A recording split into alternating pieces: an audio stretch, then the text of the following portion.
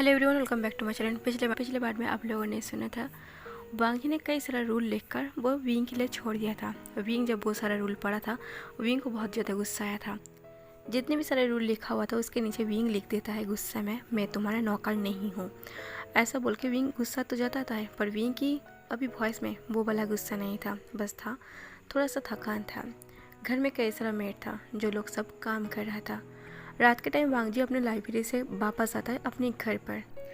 वांगजी जैसे अपने घर पर कदम रखता है, वांगजी देखता है कि विंग उसके सामने से गुजर रहा और वो दोनों आमने सामने हो जाता है। विंग एक नज़र वो वांगजी को देखता है और वो चुपचाप साइलेंट खड़ा रह जाता है।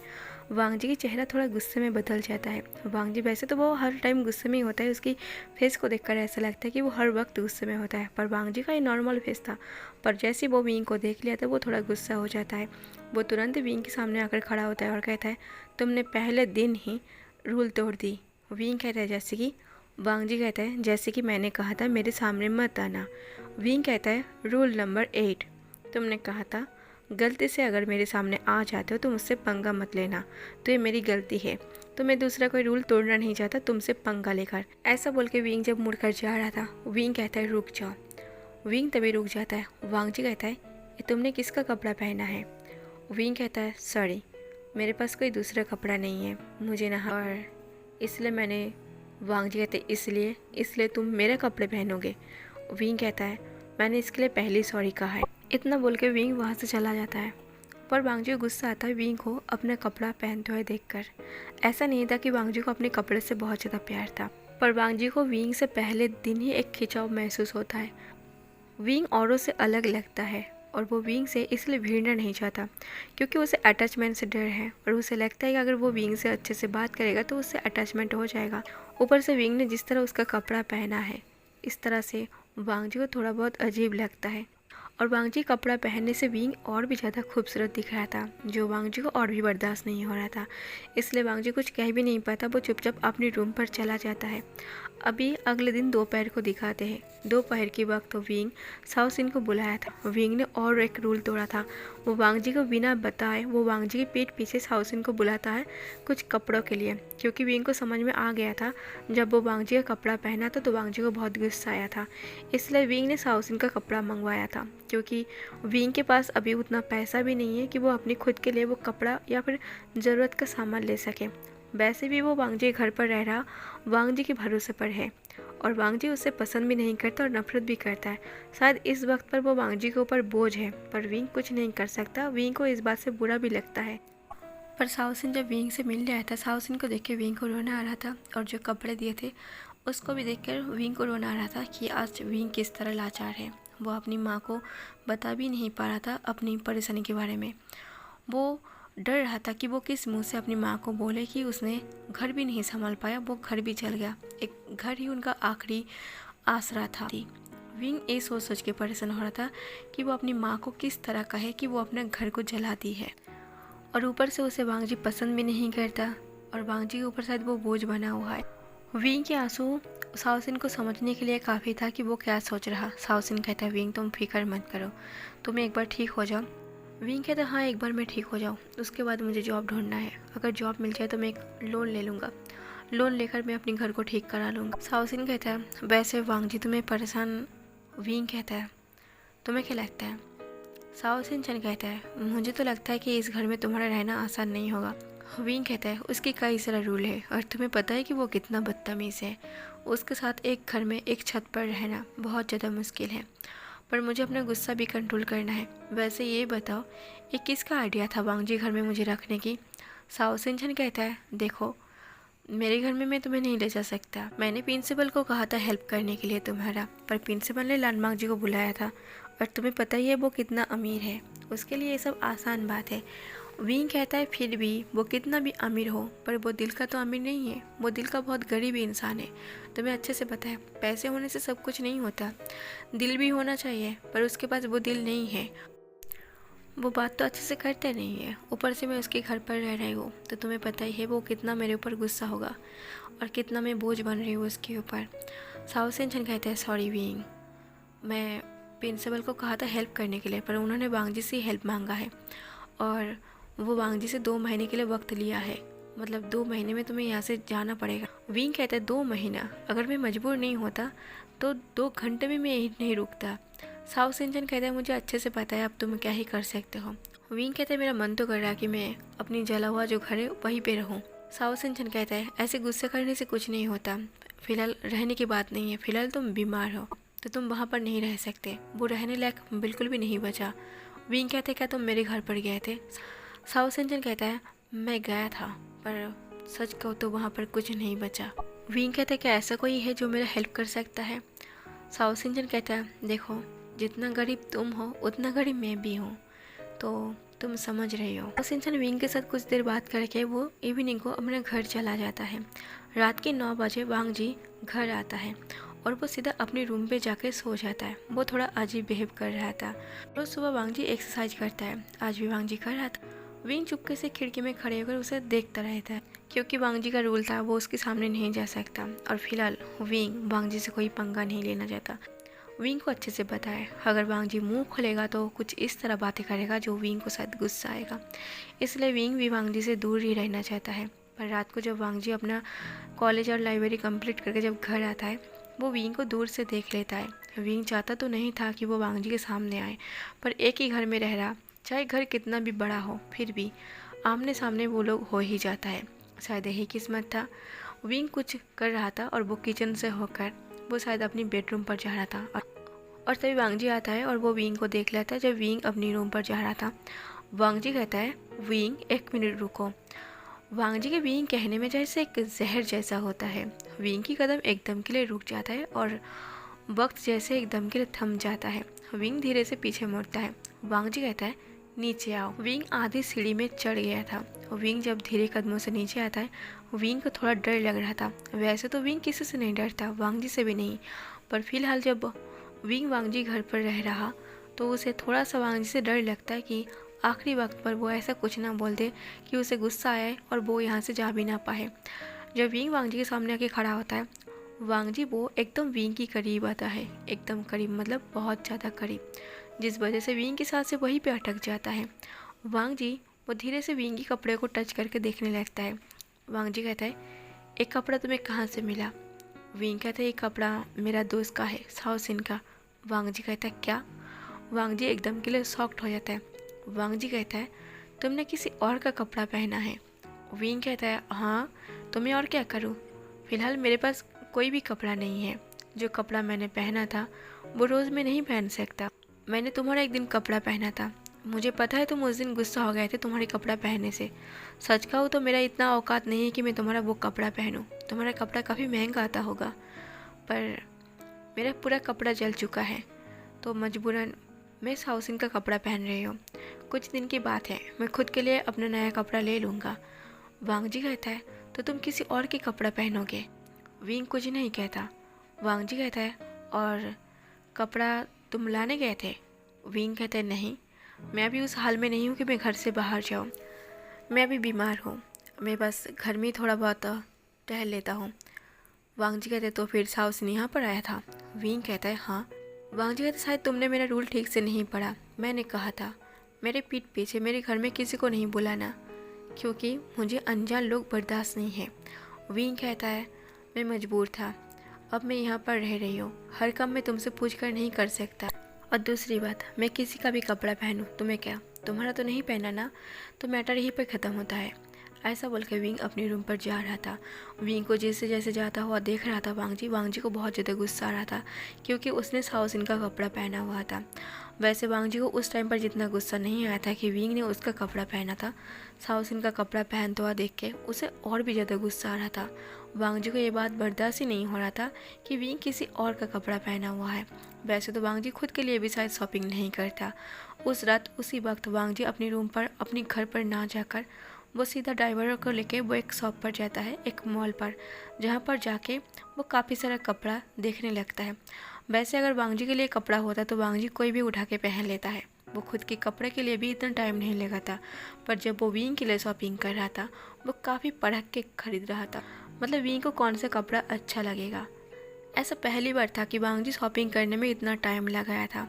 वांग जी विंग के लिए कई सारा कपड़ा और विंग के लिए कई सारा चीज़ें जो विंग को ज़रूरत पड़ सकता है, जैसे कि सोप वगैरह, कुछ कॉस्मेटिक का सामान, वो सब कुछ वो विंग के लिए ख़रीदता है। और वो सीधा घर पर आके वो एक सर्वेंट को देता है और कहता है उसे विंग को देने के लिए। वांग जी सीधा वो डिनर वगैरह ना कर वांग जी सीधा अपनी बेडरूम पर चला जाता है। वो डिनर भी नहीं करता, क्योंकि वांग जी को ये सब करके खुद पर गुस्सा भी आ रहा था कि वो विंग के लिए ये सब कुछ क्यों कर रहा, क्यों वो विंग के लिए परेशान हो रहा और क्यों उसे साउसिन का कपड़ा पहनते हुए देख के उसे गुस्सा आ रहा। इसलिए वो सर्वेंट के हाथ पर देके वो सीधा अपनी बेडरूम पर चला जाता है। विंग को जब ये सारा सब कुछ सामान दिखता है, जब मिलता है, विंग हैरान हो जाता है कि सच में वांग जी उसके लिए कपड़ा खरीद कर लेकर आया, पर क्यों। विंग को यकीन नहीं हो रहा था, वो इतना ज़्यादा शॉक्ड था कि वांग जी खुद जाकर उसके लिए शॉपिंग कर लाया, मतलब उसके लिए कपड़े वगैरह ज़रूरत का हर चीज़ लेकर आया। पर फिर भी विंग वो सारा सामान या फिर वो सारा कपड़ा नहीं पहनता, वो उसको ऐसे ही छोड़ देता है। सुबह जब वांग जी कॉलेज के लिए निकल रहा था तब विंग अंगड़ाई लेते हुए वो अपने रूम से बाहर आ रहा था। विंग वांग जी का कोई भी रूल नहीं मानने वाला था, वो ना तो रूल को फॉलो कर रहा था। इसलिए वांग जी अंगड़ाई लेते हुए जब अपने रूम से बाहर आते हैं, पहले वो फ्रिज खोल के वो पानी पीने जाता है। और वांग जी उसी वक्त वो कॉलेज के लिए निकल रहा था और वो विंग को देख लेता है। जब वो विंग को देखता है वो बहुत गुस्से में आ जाता है। वांग जी तुरंत विंग के पास आता है। विंग की मुंह तो बंद था, पर वो अंदर से दांत को पीस रहा था गुस्से से। वांग जी गुस्से से कहता है, मैंने कुछ कपड़े खरीद कर दिया था तुम्हें कल। विंग कहता है, हाँ दिया था। ऐसे बोल के विंग पानी पीता है। वांग जी कहता है, तो फिर तुम अब भी वो साउथ सिंह का कपड़ा क्यों पहन कर रखे हो, दूसरे की कपड़ा नहीं पहनना चाहिए। विंग कहते हैं, पर मैं तुम्हारा कपड़ा नहीं लेना चाहता। वांग जी कहते हैं, वाह, तुम मेरे घर में रह रही हो, मेरे घर का हर एक चीज़ तुम यूज़ कर रही हो, पानी खाना सब कुछ, और कपड़ा तुम मेरा कपड़ा नहीं लेना चाहते। विंग कहते हैं, मैं तुम्हारे घर पर रह रही हूँ, क्या इसका मतलब तुम एहसान जताओगे। वांग जी कहता है, मैं एहसान नहीं जता रहा, मैं बस तुम्हें याद दिला दिया, ये जो तुम घर पर रह रहे हो ना, ये भी मेरा ही घर है, और यहाँ पर जो भी सारा चीज़ खा रही हो, यूज़ कर रही हो, वो सब कुछ मेरा है। तो कपड़े के टाइम पर तुम्हें कैसे याद आ गया कि ये मैंने खरीद कर दिए है। विंग की मुंह तभी बंद हो जाता है कि ये बात तो सच है। वो उसके घर में रह रहा, उसके सामान को यूज़ कर रहा, उसके पैसों से खा रहा, पर फिर भी उसकी कपड़ा लेने से उसको शर्म क्यों आ रहा। तब विंग को थोड़ा गुस्सा आता है और वो थोड़ा गुस्से को कंट्रोल कर लेता है, क्योंकि ये बात सच है, ना चाहते हुए भी वो शायद वांग जी के भरोसे में रहना पड़ेगा। विंग कहता है, ठीक है सॉरी, मैं पहन लूँगा। विंग के मुझे सॉरी सुन के वांग जी थोड़ा सॉफ्ट हो जाता है, क्योंकि इतने आसानी से विंग ने सॉरी कह दिया था। पर विंग का मुंह अभी तक फूला हुआ था। विंग मुंह फुलाते हुए वो सॉरी बोल के वो फिर से एक कप नूडल उठा लेता है। जब वांग जी उस नूडल को देखता है, वांग जी कहता है, उसे मत खाओ। विंग कहता है, सॉरी मुझे भूख लगा है और मुझे यही खाना है, और दूसरी बात अभी मैं तुम्हारे घर पर हूँ, तो सॉरी मुझे तुम्हारी चीज़ें खाना पड़ेगा। वांग जी कहता है, वो एक्सपायर है तो तुम नहीं खा सकते। विंग कहता है, क्या। वांग जी कहते हैं, खाने से पहले देख लो।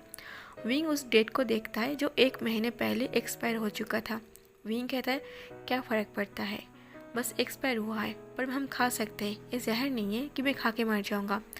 ऐसा बोल के वो सीधा डाइनिंग पर बैठ जाता है और वो गर्म वाटर वो उसमें डालने वाला था। वांग जी उसके हाथ को पकड़कर रोक लेता है और उसे छीन लेता है। वांग जी कहता है, तुम इतने टाइम से रह रही हो, इतना तो तुम्हें पता ही है, सर्वेंट को तुम जो भी बोलोगे वो तुम्हें बना के देगा, तो ये खाने की ज़रूरत नहीं है, ये एक्सपायर हो चुका है। विंग कहता है, देखो ये एक्सपायर तुम लोगों के लिए मैटर करता है, हम गरीब लोगों के लिए मैटर नहीं करता, हमारे लिए बस पेट भर जाए इतना काफ़ी है। वांग जी को ये बात सुनकर बहुत ज़्यादा गुस्सा आता है। वांग जी कुछ नहीं बोलता, वो उसे छोड़कर वो वहाँ से चला जाता है, क्योंकि वो ज़्यादा फिक्र नहीं दिखा सकता। उन दोनों के टकरार तो ऐसा चलता रहता है। विंग वांग जी का रूल फॉलो करे ऐसा तो नहीं हो सकता, और वांग जी भी अब शायद धीरे धीरे मजबूर हो रहा था विंग के सामने झुकने में। अभी हम सीन को स्किप करके हम अगले दिन रात को दिखाते हैं, जहाँ पर मिसेस वी ने विंग को कॉल किया था। मिसेस वी कहता है, तुम्हारी स्टडी कैसे चल रहा। विंग कहता है, सब कुछ ठीक है माँ। तभी मिसेस वी कहते हैं, पर तुम्हारी वॉइस में इतना उदासी क्यों है। विंग कहते हैं, कहाँ, मैं तो बिल्कुल ठीक हूँ, बस थोड़ा सा थकान है, आप घर पर नहीं हो ना, तो अब समझ रही हो, हर काम मुझे अकेला करना पड़ा। मिसेस बी कहता है, विंग तुम्हें मेरा वेजिटेबल शॉप ओपन करने की ज़रूरत नहीं, तुम बस अपनी स्टडी पर ध्यान, और हाँ कुछ पैसे मैं तुम्हें भेज दूँगा।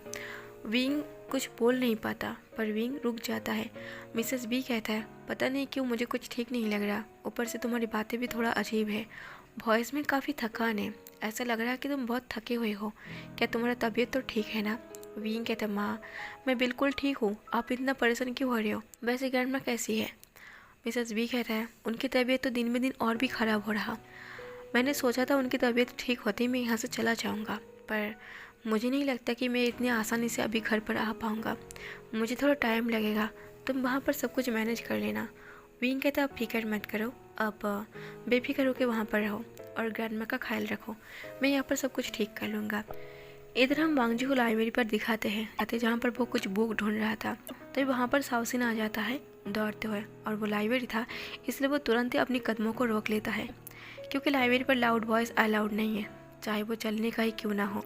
साउसिन जैसे तैसे अपने कदमों को रोकता है। साउसिन भागते हुए इसलिए आया था, उसे वांगजी से मिलना था और उसे विंग के बारे में हालचाल पूछना था। साउसिन वांगजी पीछा के खड़ा होता है। वांगजी अभी तक बुक ढूंढ रहा था एक एक करके, काफ़ी स्लोली, आराम से। तभी साउसिन पीछे से धीमी भाषा में कहता है हाय लान वांगजी। तभी वांगजी अपने हाथ को रोकता है और वो तुरंत ही पीछे मुड़ता है। साउसिन को देखकर ही उसे गुस्सा आ जाता है, पर पता नहीं क्यों। पर साउसिन के साथ उसे पर्सनली कोई दुश्मनी नहीं था, पर फिर भी उसे गुस्सा क्यों आ रहा था? क्योंकि वो विंग का दोस्त था इसलिए। खैर वांगजी को सब कुछ पता नहीं था। वांगजी कहता है हाँ बताओ। साउसिन कहता है विंग कैसा है? मुझे उसकी बहुत फिक्र है, वो ठीक तो है ना? वांगजी कहता है हाँ वो ठीक है। साउसिन कहता है वो थोड़ा नादान है और वो थोड़ा मुंहफट भी है, वो बहुत कुछ बोलने लगता है, तुम गुस्सा मत होना उसके ऊपर।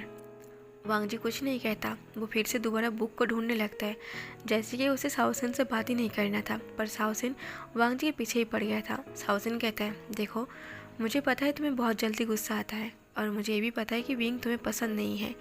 जैसे ही साउसिन ऐसे कहता है, एक सेकंड के लिए वांगजी के हाथ रुक जाता है, पर वांगजी फिर से अपनी बुक को फिर से ढूंढ रहा था। साउसिन कहता है अगर तुम्हें उससे ज़्यादा गुस्सा आता है तो मुझे बता देना, मैं उसे जाकर मना कर दूंगा कि वो तुम्हें परेशान ना करे। और वैसे भी 2 महीने का वक्त है, वो 2 महीने बाद खुद के लिए कुछ ना कुछ जगह ढूंढ लेगा, तुम बस 2 महीने उसे बर्दाश्त कर लो। तब वांगजी फाइनली वो फिर से साउसिन की तरफ मुड़ता है और कहता है क्या तुम्हारा ख़त्म हो गया बोलना? साउसिन कहता है सॉरी, शायद मैंने तुम्हें परेशान कर दी।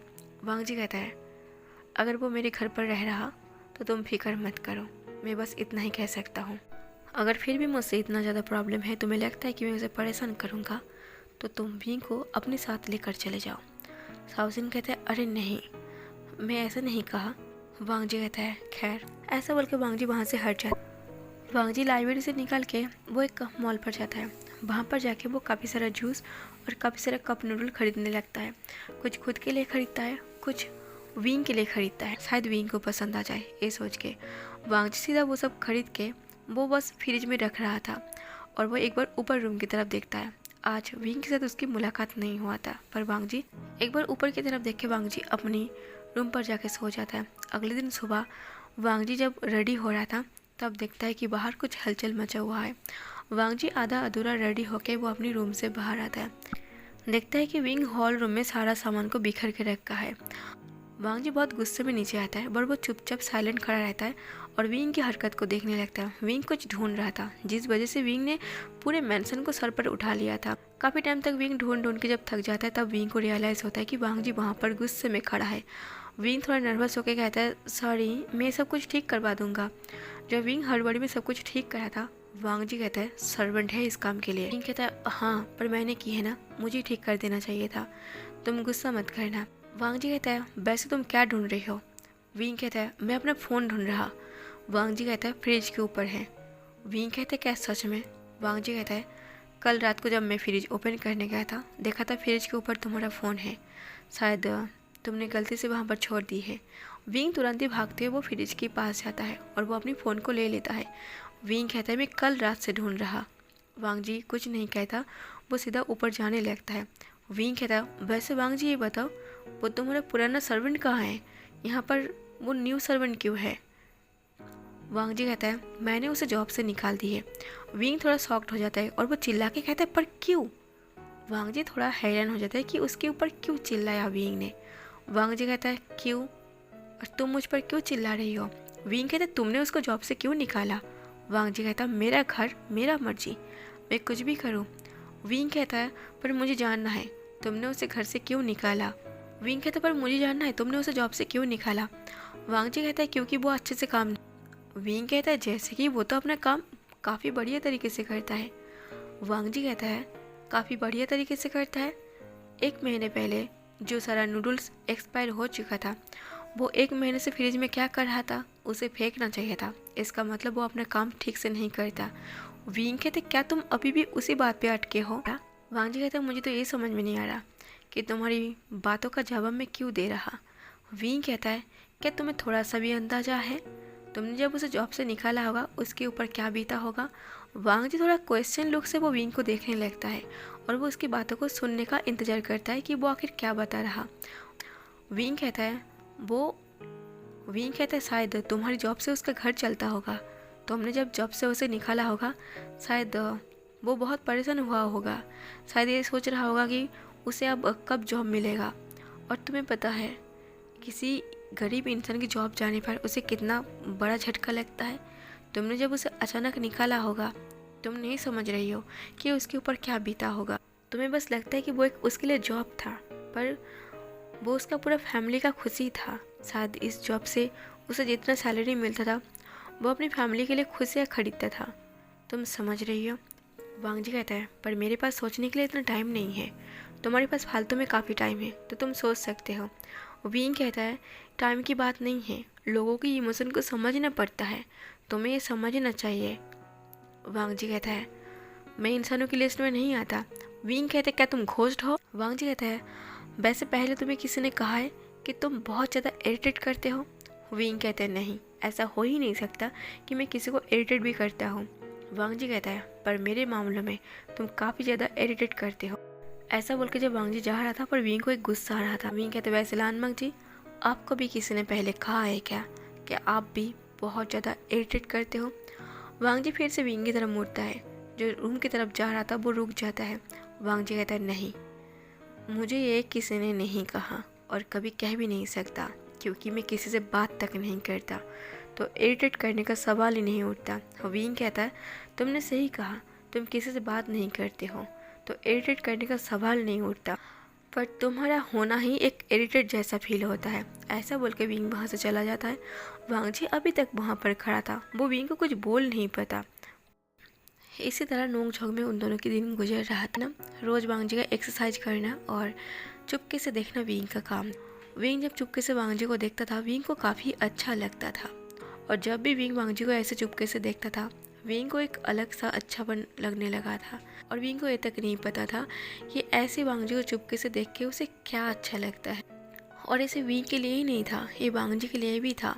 विंग हर रोज़ डिनर के बाद वो अपनी बैल्कनी में बैठकर वो पोइट्री लिखता था, अपनी ज़िंदगी को लेकर, अपनी माँ को लेकर, अपनी मरे हुए फादर को लेकर। और वांग जी भी चुपचाप ऐसे दरवाजे के पीछे विंग का ऐसे पोइट्री सुनता रहना या फिर विंग को ऐसे शांति से बैठ कर देखना उसे अच्छा लगने लगा था। विंग और वांग जी एक दूसरे को सीक्रेटली फॉलो करता था पर दोनों ही इस बात से अनजान था। अब ये दोनों लड़ाई नहीं करते हैं पर इन दोनों के बीच में एक खामोशी है। कभी कभार इन दोनों में बहस भी हो जाता है पर वो लड़ाई नहीं होता। एक दिन विंग को बहुत तेज़ फीवर आया था। वांग जी ने डॉक्टर बुलाया था। जब डॉक्टर विंग को चेक करता है डॉक्टर वांग जी को ये बताता है 102 डिग्री बुखार है, ये काफ़ी परेशान है, मतलब कुछ बात को लेकर शायद बहुत ज़्यादा सोच रहा, जिस वजह से इसकी फीवर आ चुका है और अंदर से बहुत कमज़ोर भी है। डॉक्टर वांग जी को ये बताता है कि ज़्यादा परेशान होने वाली बात नहीं है, मेडिसिन से वो ठीक हो जाएगा। वांग जी को ये बताकर डॉक्टर वहाँ से चला जाता है पर वांग जी को फिर भी मेडिसिन के ऊपर भरोसा नहीं होता। उसे लगता है कि सिर्फ मेडिसिन से शायद विंग ठीक नहीं होगा। वांग जी अपने कांपते हुए हाथों से वो डरते हुए वो काफ़ी ज़्यादा नर्वस था क्योंकि आज से पहले वो किसी का इस तरह ख्याल नहीं रखा था। वांग जी कभी कभार फीवर में पड़ा पर उसके पास सर्वेंट होता है उसकी देखभाल के लिए, वो मेडिसिन वगैरह देकर चला जाता है। पर वांग जी विंग को ऐसे मेडिसिन के ऊपर छोड़कर नहीं जा सकता है। वो चाहता है कि वो विंग की देखभाल करे, जब तक विंग की फीवर न उतरे वो विंग के पास ही बैठा रहे। इसलिए वो वहाँ पर बैठ के पूरी रात उसकी पट्टी करता है, मतलब उसके सर पर पट्टी देता रहे। विंग बहुत ज़्यादा फीवर में था इसलिए वो कुछ बिड़बिड़ा रहा था, जैसे कि उसके घर के बारे में, उसकी माँ के बारे में। वो अंदर से बहुत ज़्यादा परेशान है अपनी जले हुए घर को लेकर। वांग जी उसे सुनने की कोशिश कर रहा था, इसलिए वांग जी अपनी कान को, मतलब अपनी चेहरे को वो थोड़ा विंग के पास करता है। विंग धीमी वॉइस में वो अपनी माँ से माफ़ी मांग रहा था कि उसने अपनी घर को जला दी। विंग को ये भी डर था कि वो अपनी माँ से क्या कहेगा, किस मुंह से कहेगा। उसकी माँ उसे डांटेगा नहीं या तो कुछ बोलेगा नहीं, फिर भी वो किस मुंह से कहे कि उसने घर को जला दी, पूरा बर्बाद कर दी। विंग जब ऐसे बार बार अपनी माँ से माफ़ी मांग रहा था, वांग जी समझ गया था कि विंग किस बात से परेशान है। वांग जी को रोना आ रहा था विंग की ऐसे हालत को देख के। वांग जी हमेशा वो ऐसा दिखाता है कि उसे किसी की भी फिक्र नहीं है। वांग जी के अंदर वो दिल ही नहीं है। वांग जी हमेशा ऐसा दिखाया कि वो एक अच्छा इंसान नहीं है, और इसलिए वांग जी हमेशा एक कोल्ड बिहेवियर रखता है सबके साथ। और वांग जी को इसी अटैचमेंट से बहुत ज़्यादा डर है। वांग जी जब विंग के हाथ को पकड़ता है, विंग भी वांग जी के हाथ को टाइटली पकड़ लेता है, जैसे कि उसके हाथ को छोड़ना ही नहीं चाहता। वांग जी की आंखों में आंसू था विंग को इस हालत पर देख के, पर वांग जी की आंखों से जब आंसू गिरता है विंग को इस हाल पर देख के, वांग जी को यकीन नहीं हो रहा था कि उसकी आंखों में आंसू है, वो भी विंग के लिए। इतना अटैचमेंट उसे कब हुआ। वांग जी ने तो हमेशा कोशिश की वो किसी से भी अटैच ना हो, उसे किसी से भी कोई अटैचमेंट नहीं चाहिए। वांग जी को ये बात अंदर से बहुत ज़्यादा परेशान कर रहा था, क्योंकि वो किसी से भी अटैचमेंट नहीं चाहता, पर फिर भी उसे विंग से अटैचमेंट हो रहा था, और बहुत तेज़ी के साथ हो रहा था। फिलहाल वांग जी विंग के हाथ को कस के पकड़ लेता है, उसे समझाना चाहता है कि उसके पास वो है। आखिर उसके पास खोने के लिए कुछ भी नहीं है। वांग जी के पास सब कुछ होकर भी कुछ नहीं था, और विंग के पास तो कुछ है ही नहीं था, बस अपनी माँ और बहन के अलावा।